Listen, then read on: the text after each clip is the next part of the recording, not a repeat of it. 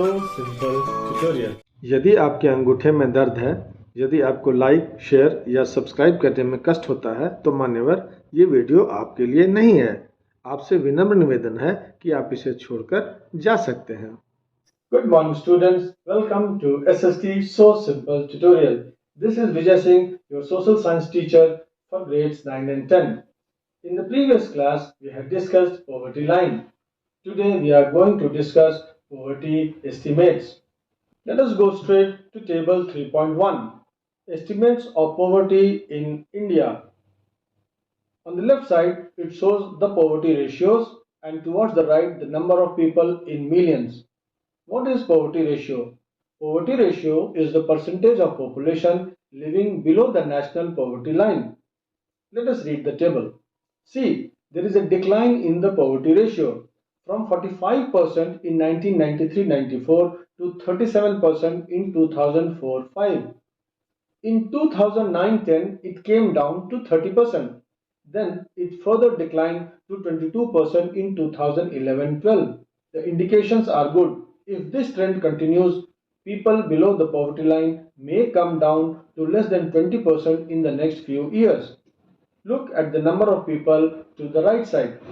Here also we see that the number of people since 2004-5 is going down, down, down. From 407 millions in 2004-5, it is 270 millions in 2011-12. So we can say that poverty ratio has declined, and so has the number of people. Let us now see the vulnerable groups.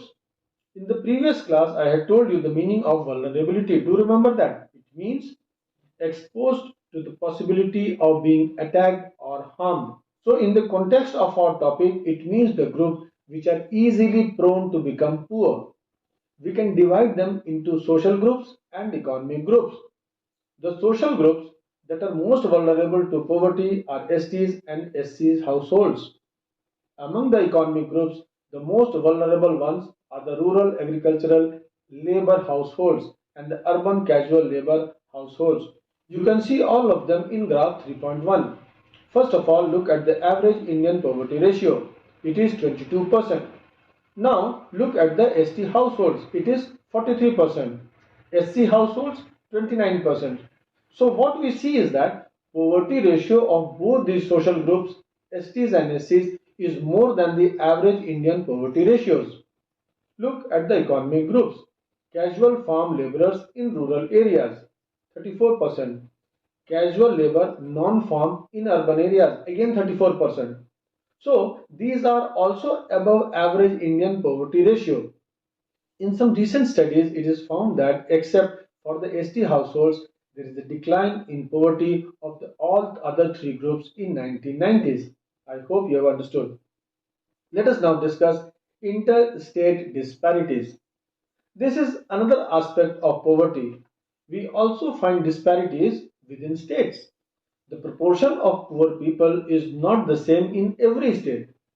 Although the poverty levels of states have come down from what it used to be in the early 70s, different states have different success rates. Look towards the extreme right in graph 3.2. What is this? All India average. How much is this? 21.9. Now you can see for yourself how many states lie above this figure. Look from the left. Bihar, Odisha, Assam, MP and UP. Bihar and Odisha continue to be the two poorest states with poverty ratios of 33.7 and 32.6% respectively. Along with rural poverty, urban poverty is also high in Odisha, MP, Bihar and UP. From the graph, we can also read that there has been a decline in poverty in some states. States that lie on the right side of the graph here. What has been the cause of decline in these states? Let us see some states. States like Punjab and Haryana have traditionally succeeded in reducing poverty with the help of high agricultural growth rates.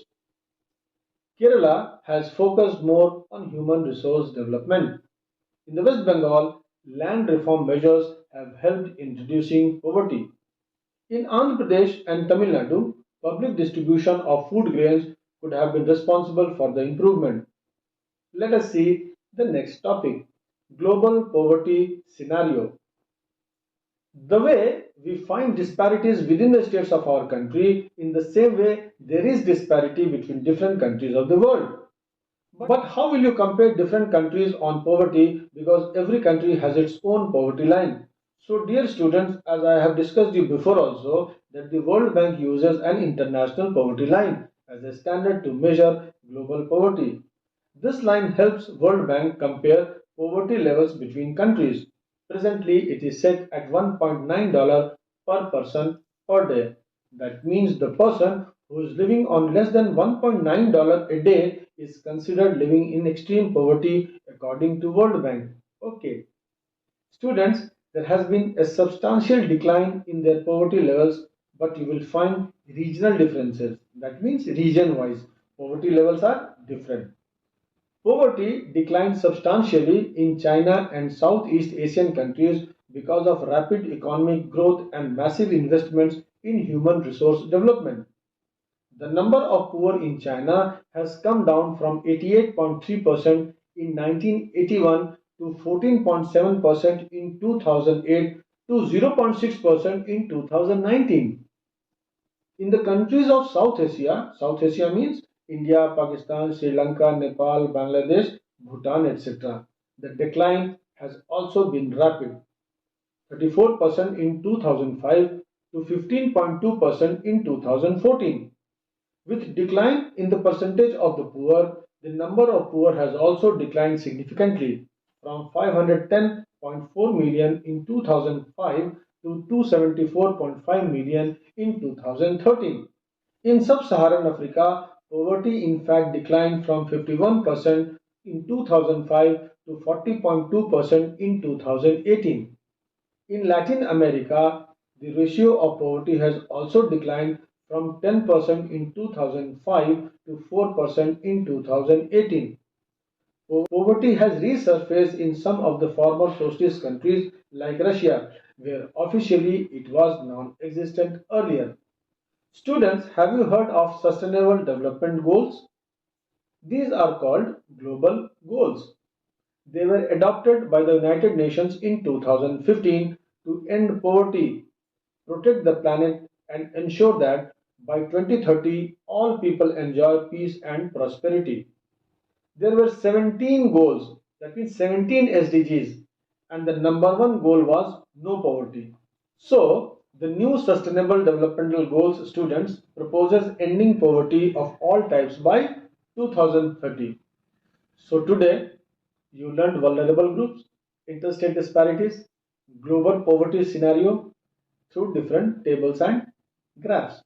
I hope you have understood them. Let me stop here. Now you read your book. In the next class, we will discuss the next topic, causes of poverty. Till then, keep reading and have a nice time. Thank you.